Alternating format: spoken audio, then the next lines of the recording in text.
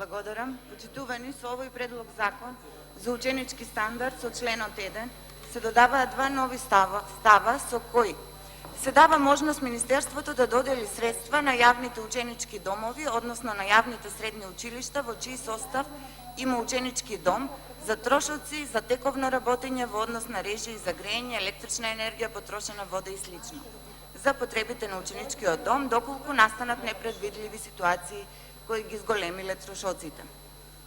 Понатаму средствата од ставот 2 на овој член се доделуваат по претходно донесена одлука од владата на Република Македонија. Значи, владата носи одлука за доделување на средства доколку настанат, како што овде пишува, непредвидливи ситуации кои ги зголемиле трошоците на училишните домови, а кои првите лица на тие ученички домови очигледно не успеале да ги изменаџираат. Почитуван заменик министер, секогаш кога се во прашање учениците, студентите и се што е поврзано со подобрување на нивниот живот, како и подобрување на нивниот стандард, и јас и моите колеги од ВМРО, ДПМН и коалицијата сме спремни да дадеме подршка. Но какво е ова решение и што всушност со ова и на кој помагаме? Овој предлог не е систематско решение, со овој предлог не навлегуваме воопшто во суштината на проблемот. Ова е само моментално не решавање, туку прикривање на проблемот. На овој начин им се помага само на неспособните менаџери кои не се во состојба да ги изменаџираат ученичките домови кои ги водат.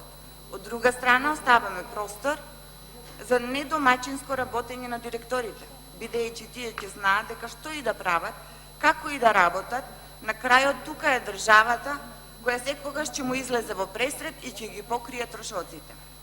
Со што буквално ги тераме и тие кои работеле домаќински повеќе да не работат така.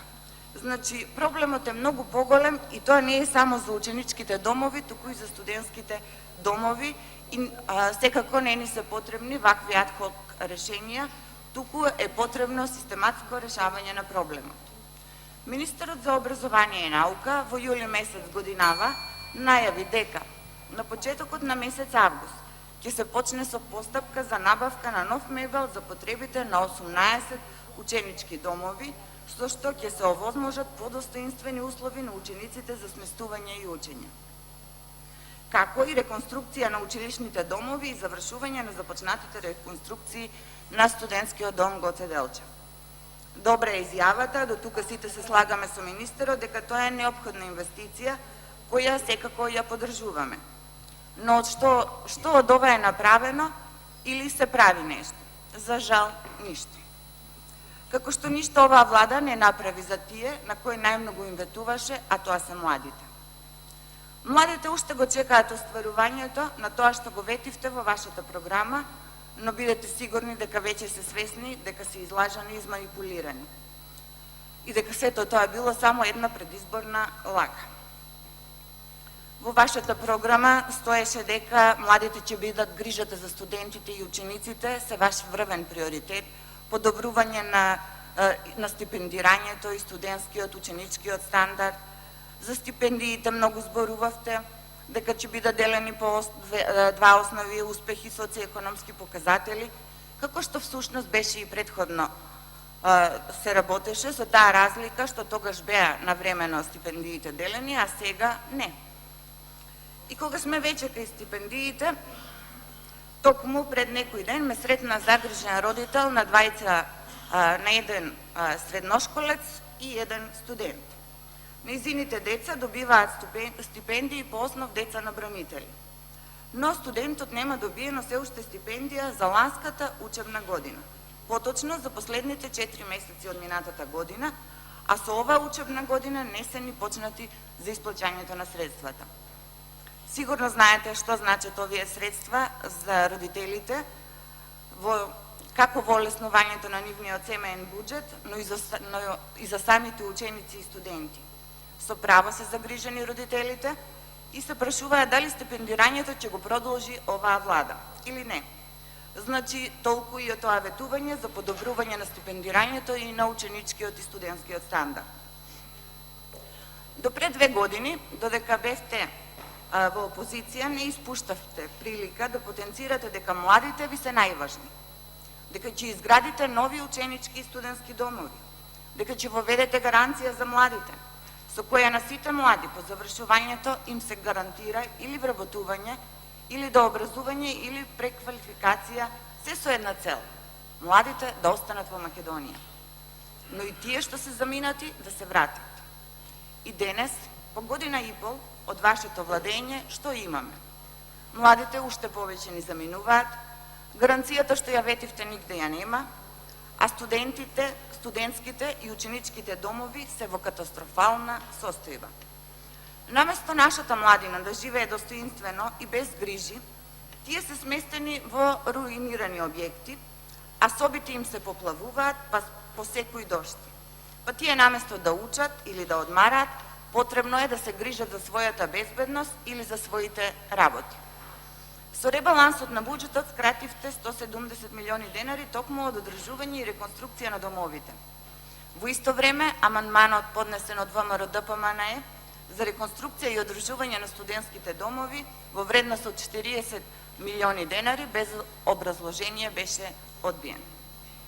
Ветувавте дека во првите 6 месеци од вашето владење ќе почнете со изградба на студентски град, кој ќе содржи се што му е потребно на еден млад човек, со спортски сали, читални, библиотеки и ред други работи.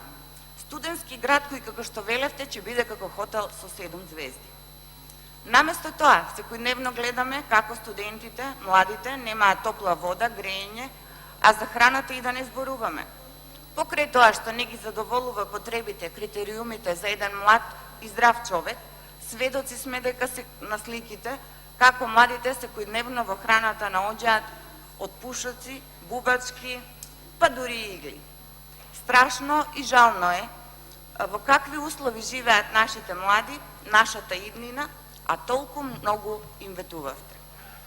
Ги излажавте и ги злоупотребивте младите за гласови, а реалноста, како во ученичките домови, така и во студентските, е сосема поинаква од она што го ветувате. И сега наместо да носиме систематски, функционални, комплетни законски решенија, вие предлагате избрзани решенија со кои сигурно нема да се подобри ученичкиот стандард и животот на младите. Ви благодарам.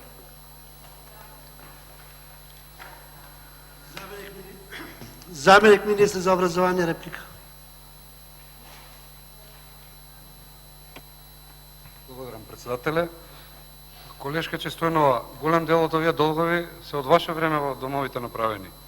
Голем дел од овие долгови ги направија вашите директори. Како тоа сте го заборавиле, сега сакате нова приказна, ама долговите се тие, остана. Ние мора да помогнеме децата, како што кажа вашата колешка, да имаат убави услови, да се добри, да имаат услови за учење, за престој и така натаму и така натаму. Што се однесува до тие случајно што ги сретнувате граѓаните за стипендиите, има фантастични сектори и оделенија во министерството. Нека се обратат до мене, ќе провериме каде е застојот. Ја многу ретко слушам дека нешто не е исплатено од стипендиите. А за 5 милиони евра долгови за студентските домови, постојано ќе ве подсетуваме. 5 милиони евра оставивте долгови во студентските домови. Честојнова Павлинче, контрареплика. Благодарам, заменик министар, за репликата. Вие сте 1,5 година на власт, но освен ќе направиме, ние ништо друго ниту слушнавме, ниту видовме. На народот му се потребни реални решавања на проблемите, реални мерки. Вие сте сега на власт и вие треба да го направите тоа. Но вие немате буквално ништо направено. Зборувате за стипендиите. Не може секој граѓанин на Република Македонија, посебно од внатрешноста, да дојде во Скопје. Затоа што тие што примаат стипендии, тие пари му се потребни, треба за да дојде до Скопје, ќе даде повеќе од пола стипендија. Дали сте свесни за тоа? Наместо тоа, потребно е навремено да ги исплаќате стипендиите. Во врска со проблемот што го кажавме за ученичките домови, се согласувате и вие и јас дека очигледно има проблем. Но ова не е начин да се решават проблемите, туку само на овој начин ги ставаме под тепих. Ивана има реплика.